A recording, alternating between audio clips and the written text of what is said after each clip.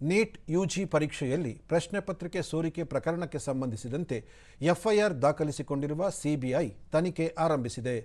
ಶಿಕ್ಷಣ ಸಚಿವಾಲಯದ ಉನ್ನತ ಶಿಕ್ಷಣ ಇಲಾಖೆಯ ನಿರ್ದೇಶಕರ ದೂರಿನ ಮೇರೆಗೆ ಎಫ್ಐಆರ್ ದಾಖಲಿಸಿಕೊಳ್ಳಲಾಗಿದ್ದು, ಪ್ರಕರಣದ ತನಿಖೆಗಾಗಿ ಸಿಬಿಐ ವಿಶೇಷ ತಂಡಗಳನ್ನು ರಚಿಸಿದ್ದು, ಪಾಟ್ನಾ ಮತ್ತು ಗೋಧ್ರಾಗೆ ಈ ತಂಡಗಳು ಭೇಟಿ ನೀಡಲಿವೆ. ಅಲ್ಲಿ ಪೊಲೀಸರು ಈ ಪ್ರಕರಣವನ್ನು ದಾಖಲಿಸಿಕೊಂಡಿರುತ್ತಾರೆ.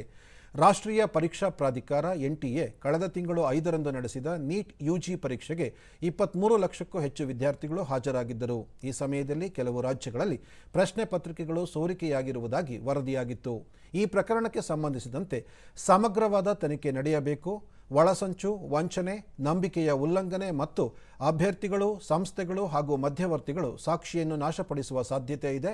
ಈ ಹಿನ್ನೆಲೆಯಲ್ಲಿ ಈ ಎಲ್ಲ ಅಂಶಗಳನ್ನು ಒಳಗೊಂಡಂತೆ ಸೂಕ್ತ ತನಿಖೆ ನಡೆಸಬೇಕೆಂದು ಶಿಕ್ಷಣ ಸಚಿವಾಲಯವು ಸಿಬಿಐಗೆ ಮನವಿ ಮಾಡಿದೆ.